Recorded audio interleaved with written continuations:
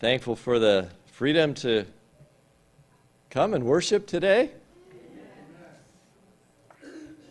No one was shooting at us as we made our way. Thankfully, when Ange and I came past the Ben Avery shooting range, they were shooting the other direction. We don't have many of the problems that some parts of the world have when it comes to worship.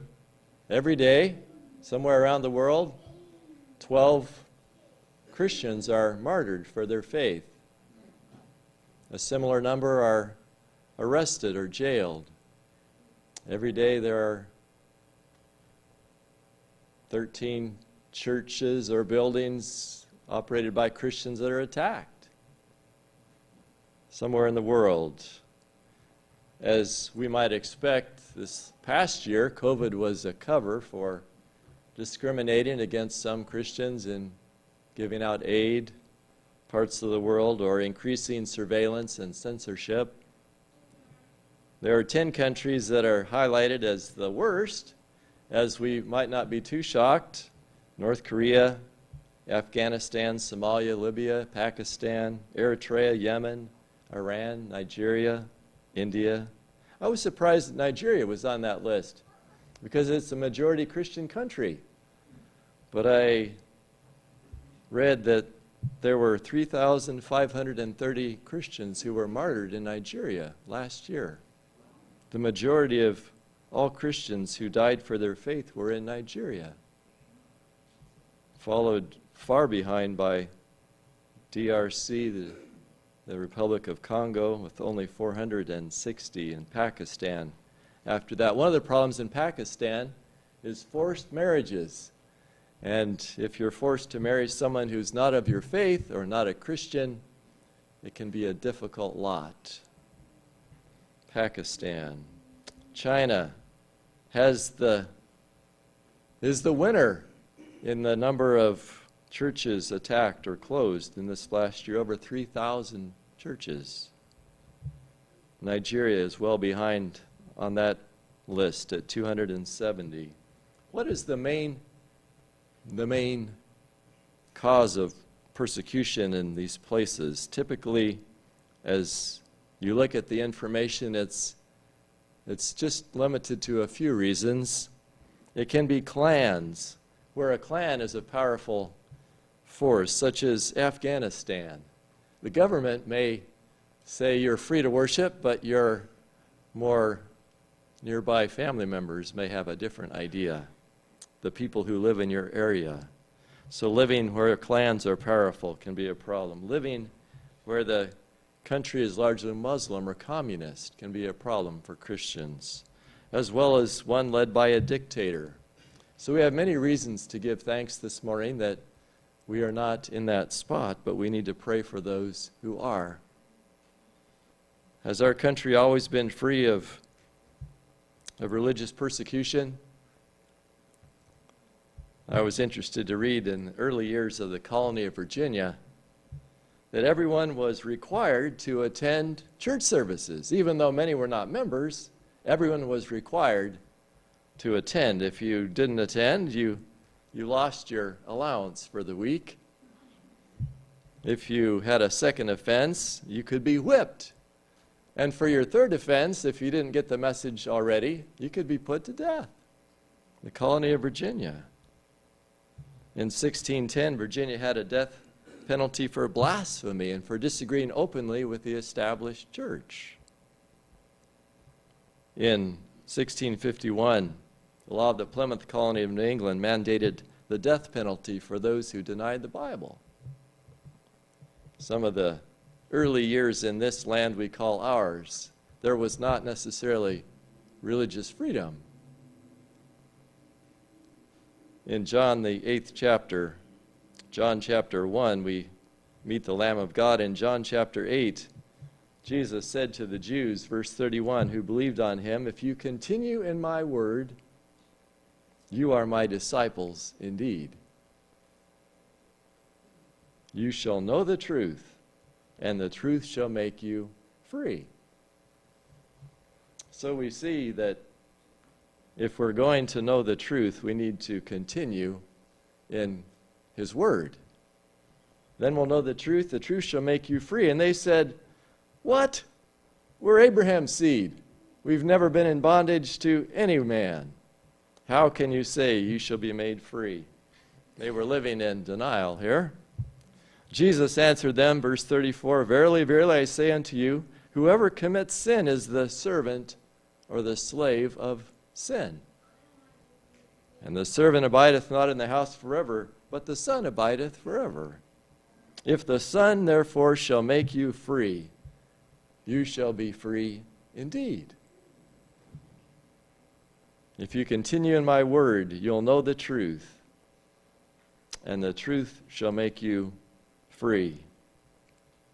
In the very beginning of this earth's experience, we picture Eve standing in front of a tree, the tree of knowledge of good and evil. And it was insinuated to her that she was not fully free, that somehow she was limited in her liberty because she did not know evil. Was that true? She did not fully know what it meant to be naked and ashamed and guilty and condemned and condemning. Was she missing out? The devil still uses the same line. You're missing out if you don't experience drugs and if you don't experience status or power. In relationships, he says you're missing out if you don't get involved with someone else. I think of my cousin's son, who heard about people going to the dentist and all the excitement of those appointments. And he said, when I grow up, I want to have a cavity. Actually, in relationships, freedom comes in a committed relationship. Do we really have to know what evil's about? God didn't want us to have to experience that. Spiritually, freedom comes in a committed relationship. We don't have to find out what it's like to have a hangover. We really can live without it. But we can't serve two masters.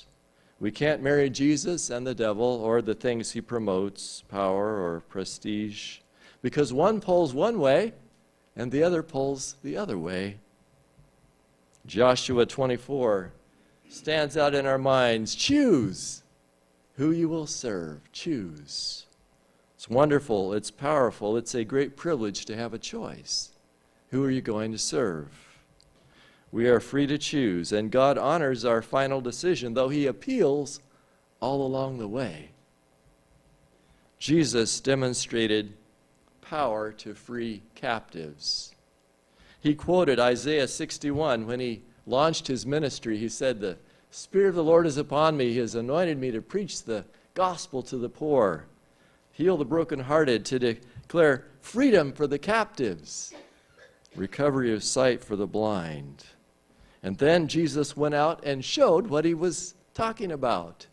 If you continue in Luke 4, he came to a person who was possessed of a demon, and Jesus cast out the demon.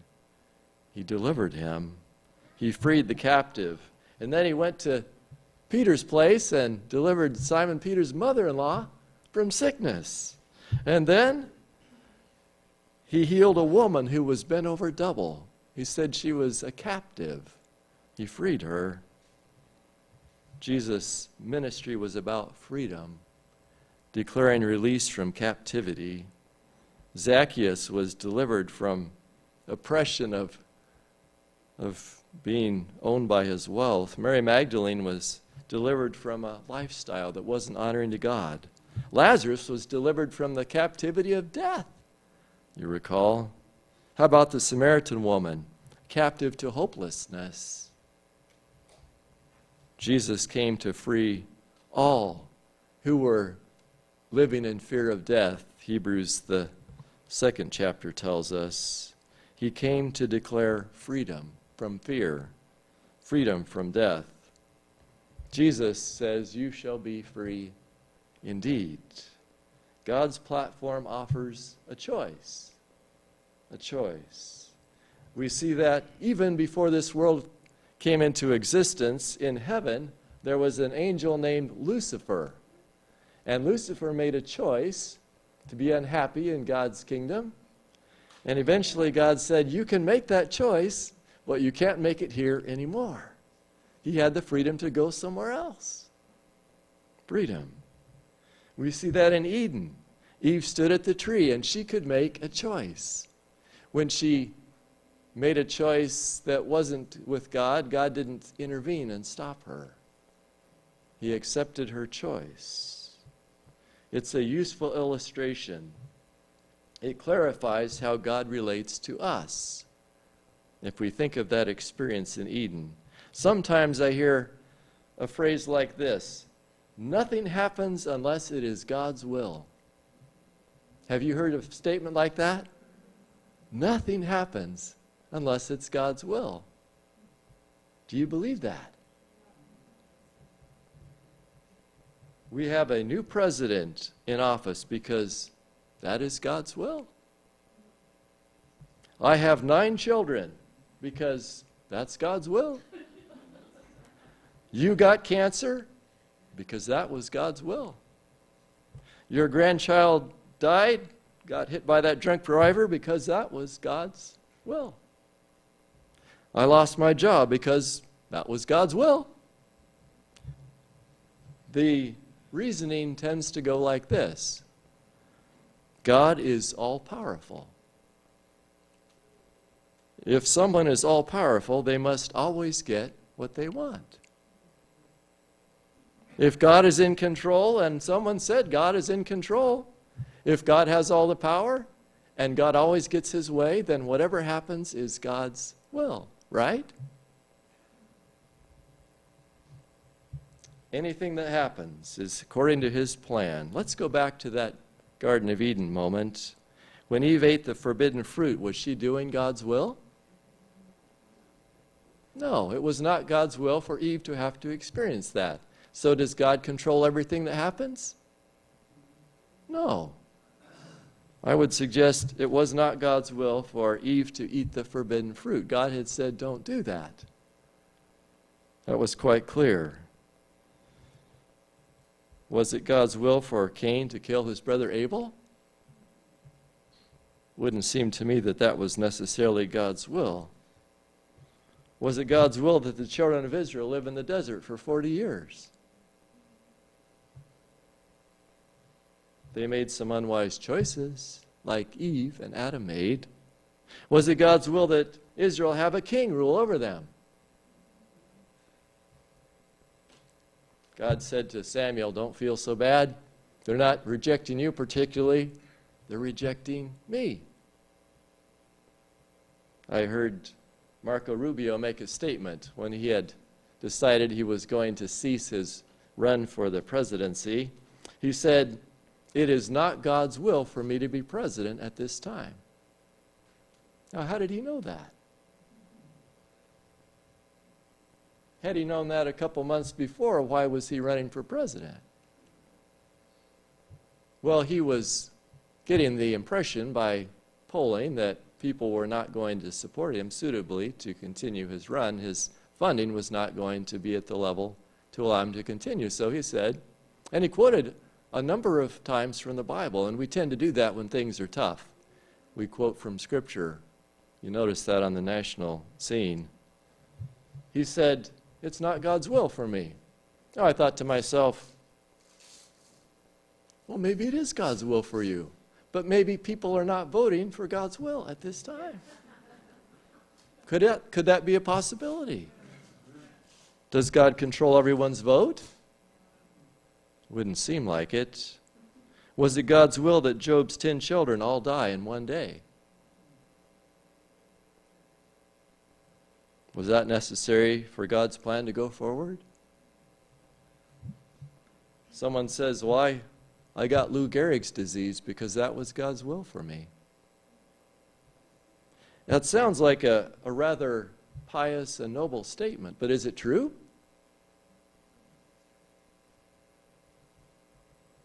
In a way, it sounds to me like you could almost be blaming God for that. Is that true? One of our responsibilities living in these days is to portray God's character in the right way. We need to think about how we're portraying God's character to the people that we meet. What do we say? Do we blame God for what happens in a sinful world? God is doing this to me?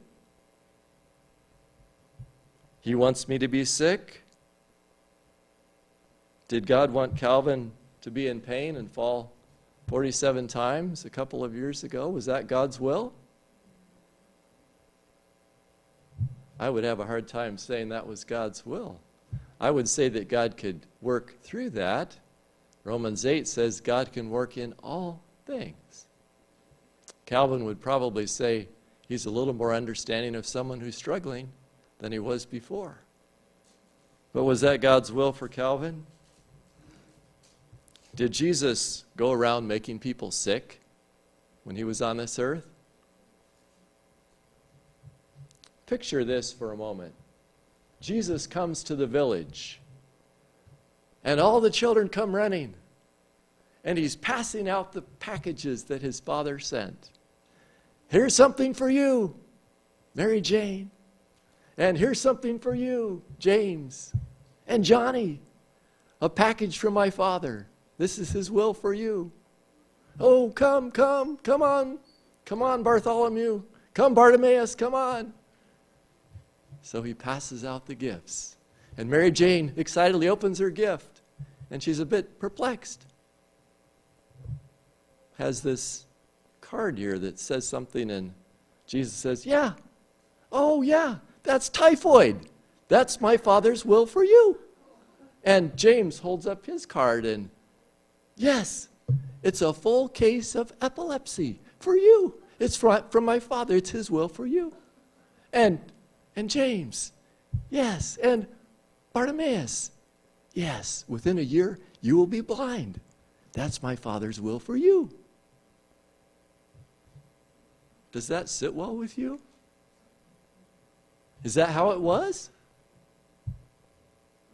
I would picture if that's how it was, these villages would have a person watching. And when the procession with Jesus was coming, they would say, run for your life, get out of here. Run before he cripples you or you're paralytic. Did Jesus come to make people sick? When we hear it that way, we say, that is crazy. That sounds sacrilegious. And yet, when someone says, I'm sick because that's God's will for me, that somehow sounds pious and noble.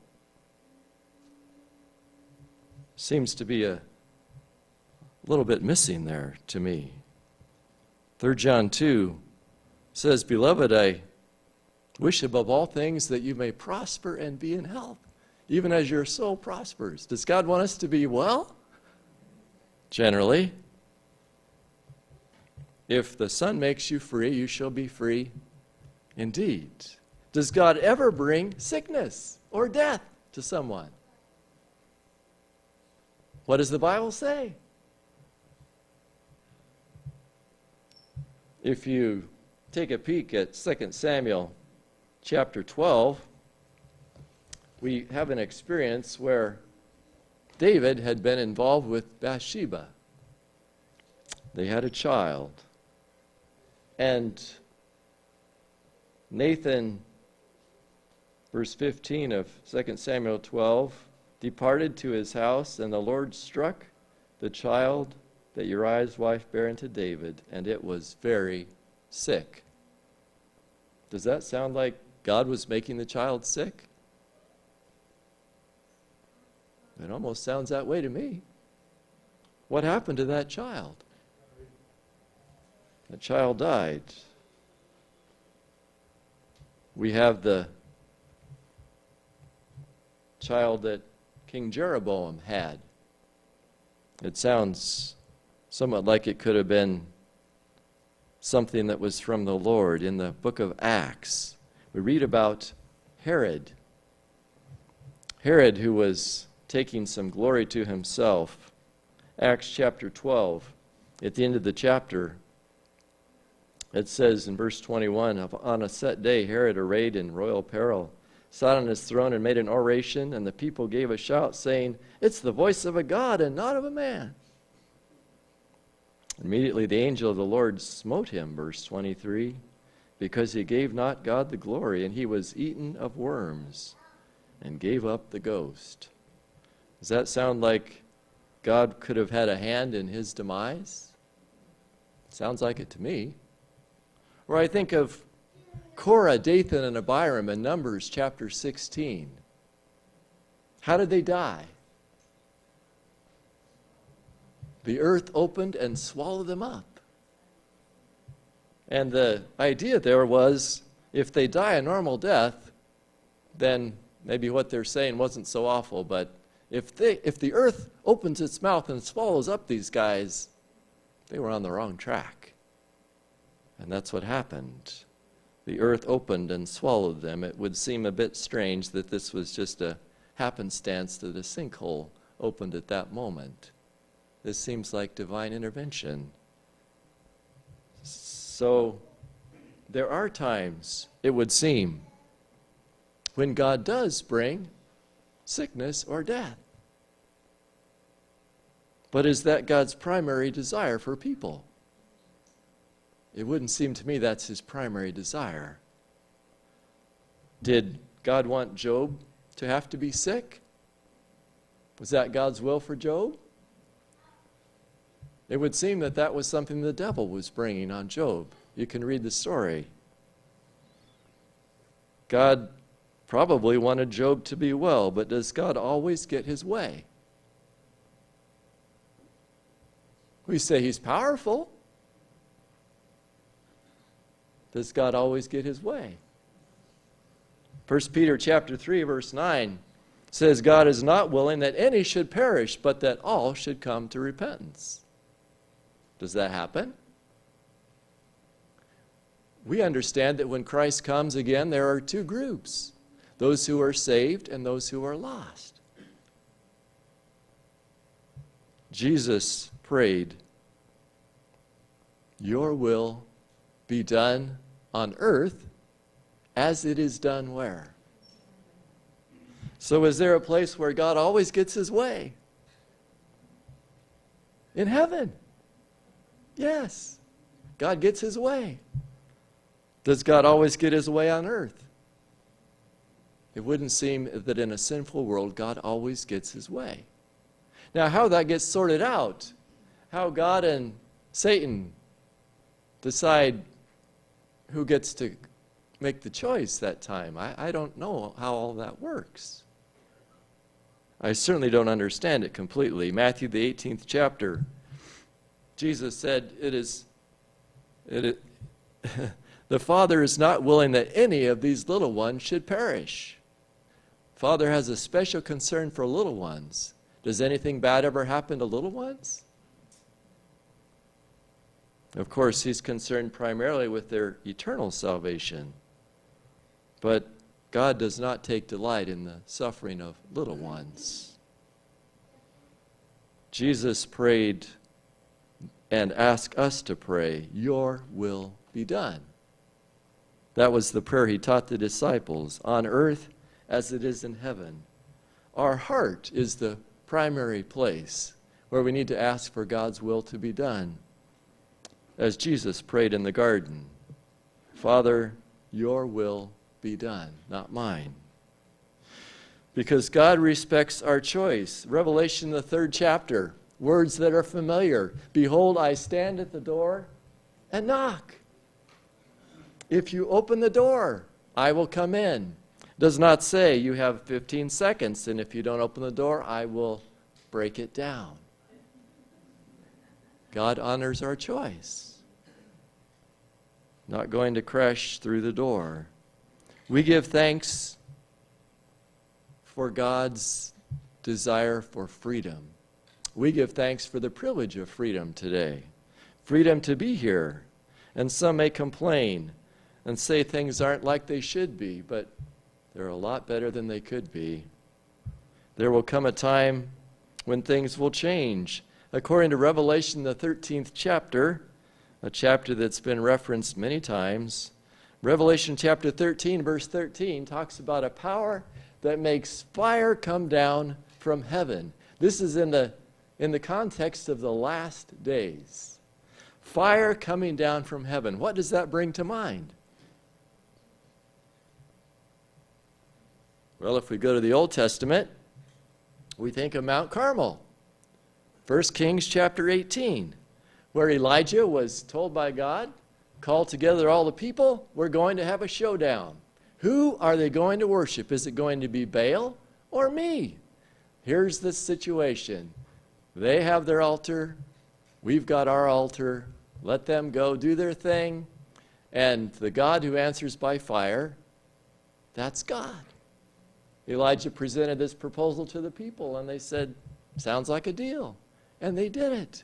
Baal's prophets jumped around all day and got tired, and nothing happened. And then Elijah said, okay, it's safe. I don't have a knife. You can come close. And he prayed, said, God, show these people I'm not doing this on my own. I didn't come up with this. It's you. And it says, fire came from the Lord. It doesn't say fire came from heaven. It says fire came from the Lord and burned up the sacrifice and burned up the altar, and people said, obviously this is God. So fire from heaven would seem to equate with approval from God, right? That's how it appears in the last days, because Revelation 13:14 says, this fire from heaven is to deceive. To deceive. But in Elijah's day, that was fire from the Lord. And people were so moved by that, that Elijah said, we've got momentum here. I don't think we really need these prophets of Baal anymore, do we? And what did they do with them? They killed them. Yes. And in Revelation 13, verse 15, what happens? Those who don't worship the beast are to be killed. Yeah. So it's 1 Kings 18 all over, except it's a deception. Instead of fire from the Lord, it's fire from heaven to deceive, and people will do what they did in 1 Kings 18. They will kill those who don't go with the program. Instead of the prophets of Baal being killed, there will be those who are loyal to God, who are to be put to death. 1 Kings 18 is a picture of the end, and if you haven't read that recently, I would encourage you to notice some parallels there. Elijah was, after that time on the mountain, spent some time in prayer. He was praying while King Ahab was doing what? King Ahab was eating and drinking.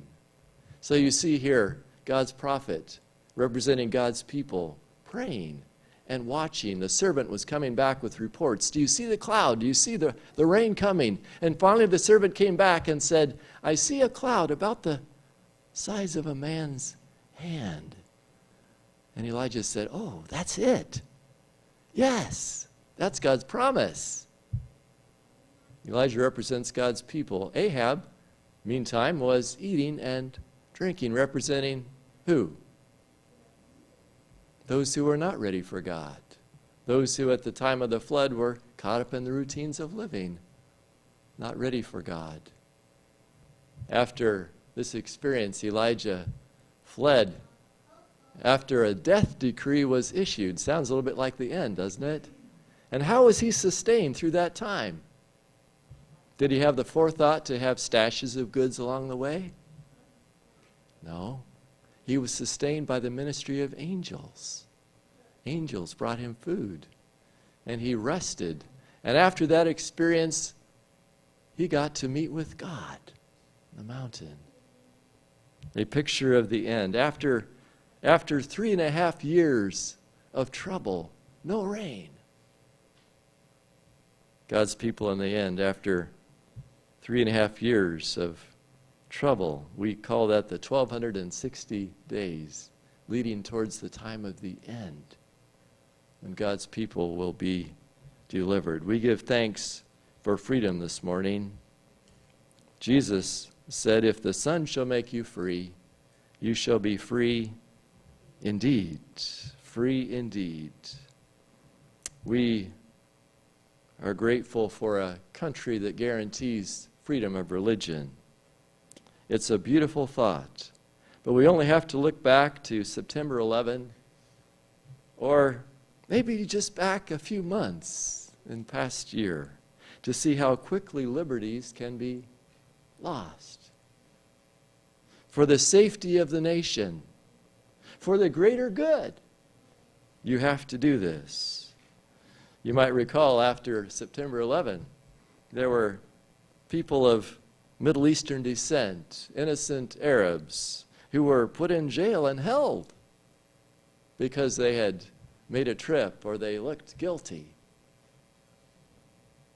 Do we believe in freedom for all Americans? We do until there's a crisis. Yes. A triggering event, a calamity. We will do anything to ensure freedom, unless maybe you're of Japanese ancestry. Then during the war, we may have a place in the western part of the state where you can go and hang out for a while, where there's a fence, yeah. Yes, we believe in freedom. Freedom of religion. But don't kid yourself. Because there are triggering events like a September 11 or a financial crisis or a pandemic or an economic crisis, and for the greater good. Yes, you're not free for a while, because it's in the best interest of the nation. Don't kid yourself. Revelation says there will be this power who can bring down fire from heaven. Does that impress people? People who are going on what they can see with their eyes and hear with their ears and touch and reach out and grab. That's pretty impressive. That's something that could lead people astray. Don't be deceived. 2 Thessalonians Chapter 2, Paul says, I have told you before. Before. Don't go for that. When Jesus was asked, what will be the sign of your coming? He said, do not be deceived. The number one, primary, greatest sign, if we could call it that, of Jesus' return is deception about the end and what's coming. This morning, I give thanks to be in a place where we have the freedom to assemble.